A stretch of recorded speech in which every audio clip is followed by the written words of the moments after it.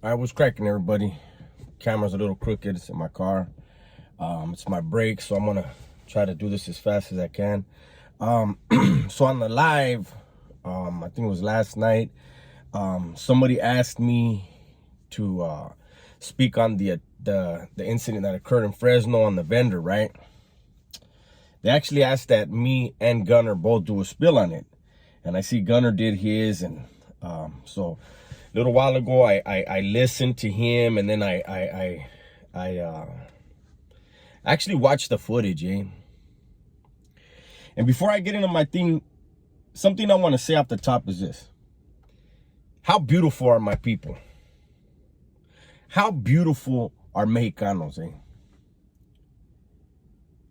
How many of you guys, as you're driving through your cities and your towns, you know, you're coming off the off-ramp on the freeway, how many Mexicanos do you see holding up a sign? You know, anything helps, God bless you. I need some money, you know, thank you. How many Mexicanos you see doing that? Okay? Because I don't see none. But then go drive through your Home Depot. And how many Mexicanos you see in that parking lot every morning wanting to work for some money?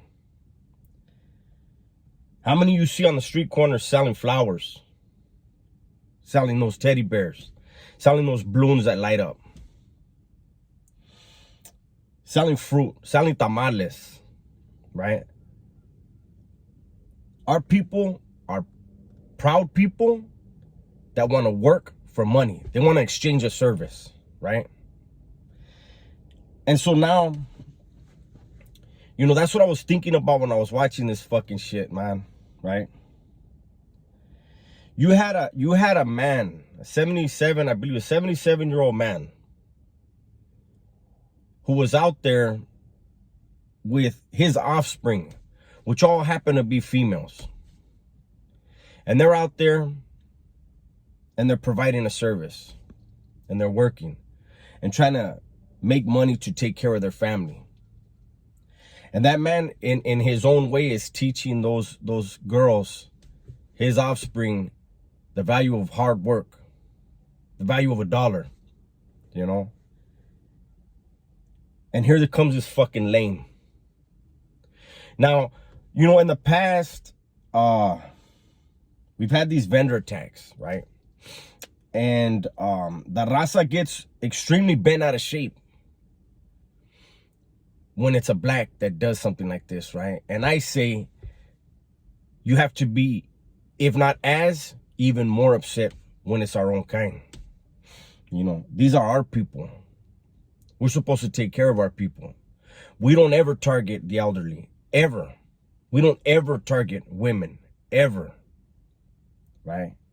Now, I know there ain't no way in hell that the gentlemen from Fresno are going to be okay with that. And that's not for me or anybody to speak on. You know, I'm sure they'll do their thing. You know, I saw in the clip, they said that the individual who was arrested, he confessed to everything. And they said that he was already writing a letter apologizing. You know, those little girls that were being taught a valuable lesson are scarred for life. That letter that this dude's trying to write is more for him than them. You know, let's keep it real. He could shove that letter up his fucking ass. You know what I'm saying? I'm all for second chances, eh? But I'm not for having sympathy for anyone who targets a woman or an elderly person. You know, he went over there and he was grabbing shit.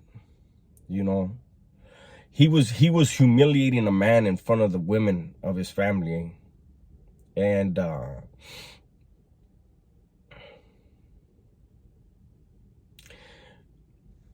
you know, as I was watching it, you know, of course, you know, as you can tell, I'm upset by it. You know, I'm upset that, you know, that's even, you know, I don't care what race it is. I don't understand when it became part of the program or even a thought where it's cool to go after a fucking vendor.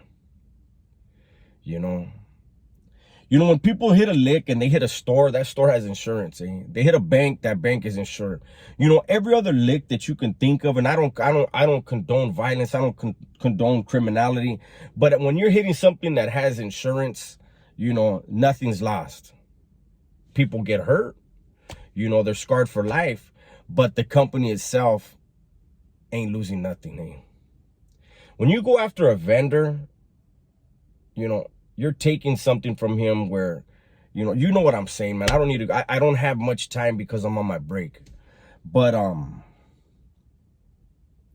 I try to always look at everything and look at the different angles. And, I'm going to be honest with you. If this dude was methed out, this is just another example of why barrios should ban meth use in their neighborhoods, straight out.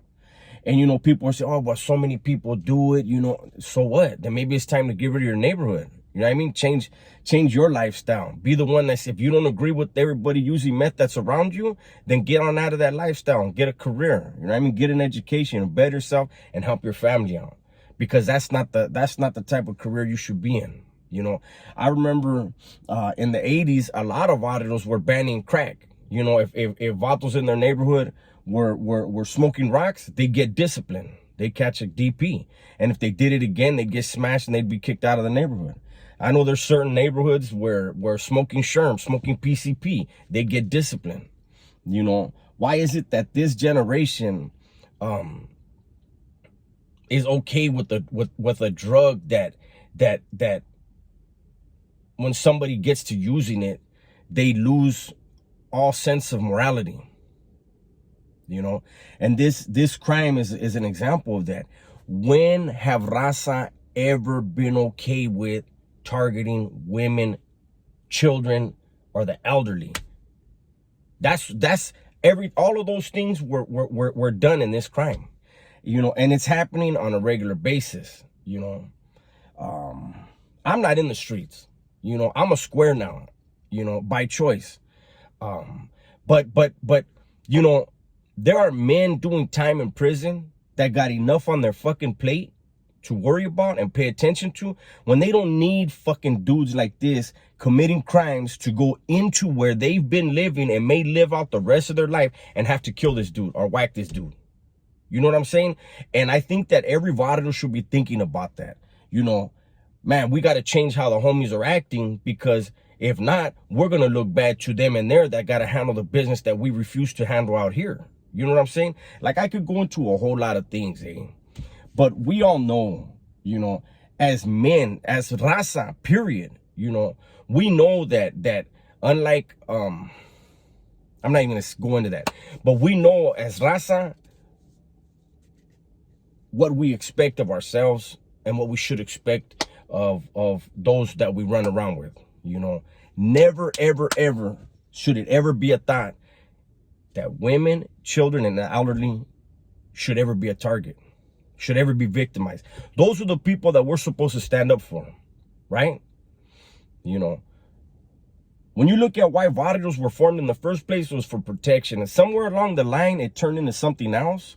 But at the end of the day, we are still supposed to protect our women, our children, and the elderly. I gotta go. That's my 2 cents.